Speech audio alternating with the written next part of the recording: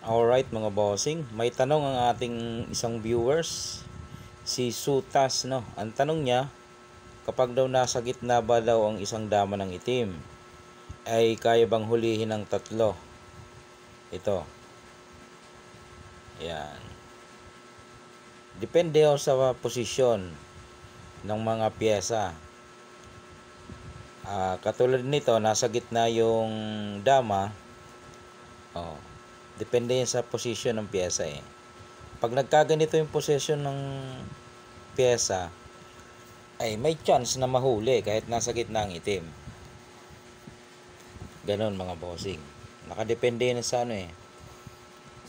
kung nasa ang pwesto ng pyesa, kahit pa nasa gitna Katulad nito, nagkataon na dito ang pwesto, may isang piyon. Ito yung tatlong dama ng pula. Nasa gitna siya. Ay ang tanong dito, mahuhuli ba yung dama na yan kahit nasa gitna? Mahuhuli po, basta nasa ganyang posisyon. Pero kung aalisin natin itong pyesa ng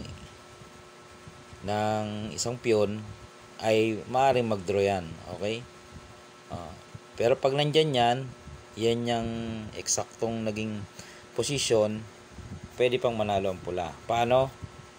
Ganito lang, unang tirang pula, sisingit ka dyan. Saan lalagay ang itim? Pwede siya doon, pwede siya doon, pwede siya dyan, pwede siya dyan. Isa-isahin natin yan. Pag dito siya lumagay, ang gagawin mo naman dyan, dito ka, kakain yung piyon niya, papakain mong dama mo, kain, ubos.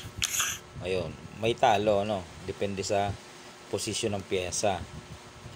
Siningitan mo. Paano kung dito siya? Pagka dyan siya, ilalagay mo naman yung isang dama mo doon. Kakainin lang yan ng piyon, tapos singit ka sa gitna.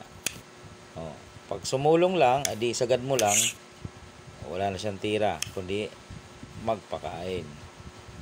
Paano kung hindi sumulong dito siya sumulong? Isasagad mo lang doon sa dulo, wala na naman siyang tirada dyan. Ipakain niya man ito, hanggang dyan lang. Kain, talo pa rin. Okay? Balik sa posisyon. Dito ka, dito siya kanina paano kung dito niya nilagay? Pag dyan naman nilagay, dito ka lang, yan, kakainin niya ng piyon, pakain mo na to. Yan. Talo mga bossing. Yan yun ang sagot ko sa iyo, boss. Kahit nasa gitna ang itim, basta nakaposisyon yung mga dama mo, ay pwedeng manalo pa. Okay?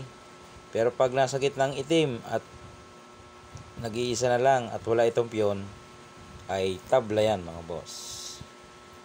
Okay? Kaya nga dyan sa 3 versus 1, nagpapaunahan sila. Kailangan makuha ng ito ng pula yung gitna para mahuli niya kahit 3 versus 1. Okay? Nasagot ko na bossing ang iyong katanungan.